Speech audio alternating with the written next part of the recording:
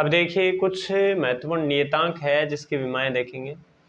अपवर्तनांक, अपवर्तनांक को डिनोट करते हैं म्यू से। इसका सूत्र होता है निर्वात में प्रकाश की चाल बटे माध्य में प्रकाश की चाल। चाल का मात्रक मीटर बटा सेकंड और इसका भी क्या हो जाएगा मीटर बटा सेकंड। मीटर बटा सेकंड से मीटर बटा सेकंड कट गया तो ये हो गया मात्रकहीन, मात्रकहीन व विमाहीन। तो जो अपवर्तनांक है ये मात्रकहीन व विमाहीन राशि होती है।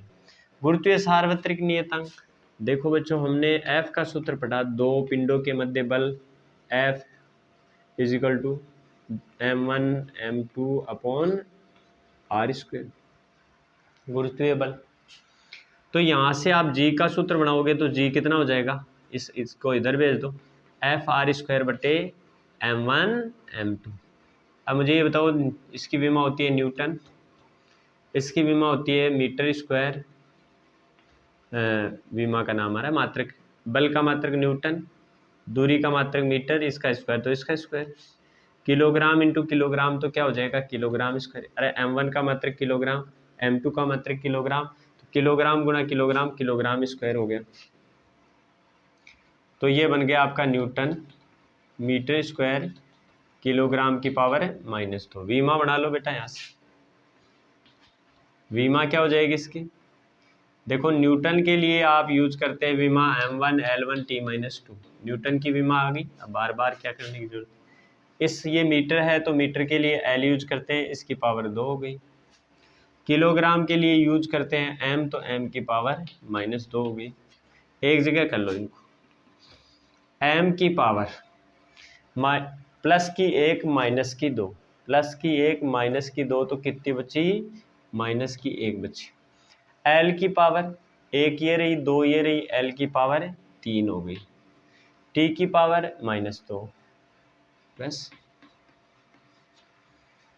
अच्छा प्लांक नियतांक E, देखो E का सूत्र ऊर्जा का सूत्र होता है HF, H प्लांक नियतांक है और आवर्ती है E बराबर h न्यू, आवर्ती को F से N से न्यू से डिनोट करते हैं, तो E बराबर HF। F या न्यू से भी लिख सकते हो या N से भी लिख सकते हो, आपकी मर्जी। आवर्ती को, ये आवर्ती है ना, हमने F से डिनोट किया तो मैं यहाँ से F से करके दिखा रहा हूँ। तो H की विमा चाहिए तो H इजिकल टू क्या हो जाएगा E और F को इधर भेज दो। अच्छा ऊर्जा का मात्रक होता है जूल और आवर्ती का मात्रक होता है सेकंड की पावर -1। ये सेकंड की पावर -1 ऊपर आएगी तो जूल और इंटू सेकंड हो गया। इसकी विमा यहाँ से बनाओगे तो जूल के लिए आती है m1 L2 T-2 और सेकंड के लिए हो जाएगी T1। तो इसकी विमा बन गई m की पावर 1, L की पावर 2 और T की पावर -1। समझ गए आप। अगला है वोल्टेज मान नियतांक। देखो वोल्टेज मान नियतांक के, आपने आदर्श के समीकरण पढ़ा PV बराबर KT, जहाँ पे P तो क्या है दाब, P क्या है दाब, V क्या है आयतन और K है वोल्टेज मान नियतांक और T है ताप। ठीक है बेटा।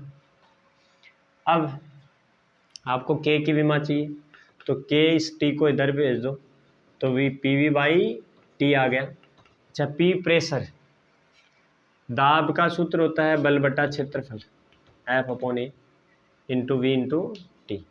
मात्रक बना लो भाई यहाँ से, मात्रक बल का न्यूटन, क्षेत्रफल का मीटर स्क्वायर,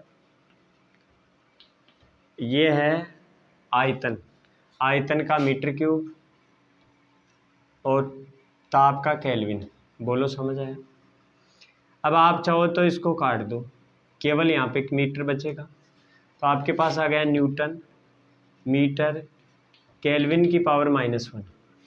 तो इसकी विमा क्या बन जाएगी, न्यूटन के लिए आप यूज करते हैं m1 L1 T-2,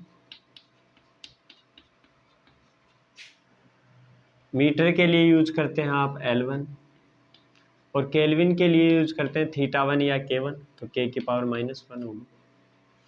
तो यहाँ से बेटा इसकी विमा बन गई तुम्हारे पास, देखो m की पावर 1, l की पावर 1 और 1 2, t की पावर -2 और k की पावर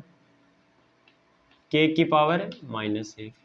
तो m1 l2 t-2 k की पावर -1। अब अगला है श्यानता गुणांक डिनोटेड बाय नीटा। F यानी बल, ये देखो आप तरल वाले चैप्टर में पढ़ोगे, दो परतों के बीच जब एक परत द्रव्य की एक परत दूसरे पे फिसलती है तो इनके बीच में ये बल लगता है, ये होता है आपका श्यानता गुणांक। ये है क्षेत्रफल, ए क्या है यहाँ पे क्षेत्रफल, क्षेत्रफल। ये आपका डेल्टा V है वेग में परिवर्तन,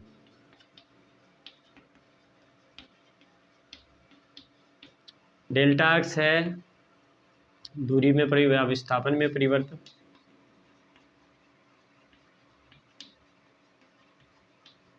है ना। तो आपको n नीटा की क्या चाहिए नीटा की आपको विमा चाहिए, तो आप क्या करोगे, इसको इधर भेजोगे तो F into delta x divide by A delta we. मात्रक देखो इसका मात्रक होता है न्यूटन, ओके।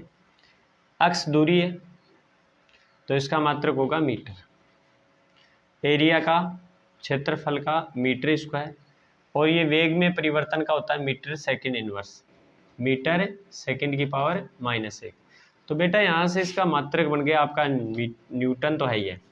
अब मीटर की कहानी समझो आप, मीटर की पावर 2 और 1 यहाँ आ गई, मीटर की पावर कितनी होगी +3, ऊपर क्या है, ऊपर जाएगी मीटर की पावर -3 हो जाएंगी, और प्लस की 1 पहले से, अरे मीटर की पावर -3 तो ये नीचे से गई, 2 और 1 3, और प्लस की 1, तो 1 और -3 को जोड़ोगे तो कितनी बचेगी, -2 बचेगी। तो मीटर की पावर हो गई -2, सेकंड ऊपर जाएगा, सेकंड की पावर +1।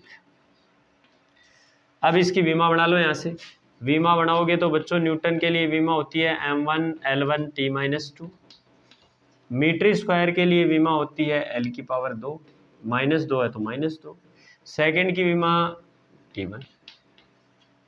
कर लो इसको एक जगह, m की पावर 1, l की पावर देखो -2 + 1 -1, t की पावर -2 + 1 t की पावर -1, ये तुम्हारे श्यानता गुणांक नीटा की विमा आ जाएगी। अब मोलर विशिष्ट उष्मा धारिता डिनोट करते हैं Q से, Q है उष्मा, Q क्या है यहाँ पे उष्मा है, उष्मीय ऊर्जा मान लो, उष्मीय ऊर्जा। अच्छा ये है ही, ये है मोलों की संख्या, n क्या है मोलों की संख्या, ऊपर लिख देता हूँ, नीचे थोड़ा स्पेस चाहिएगा, तो n है मोलों की संख्या,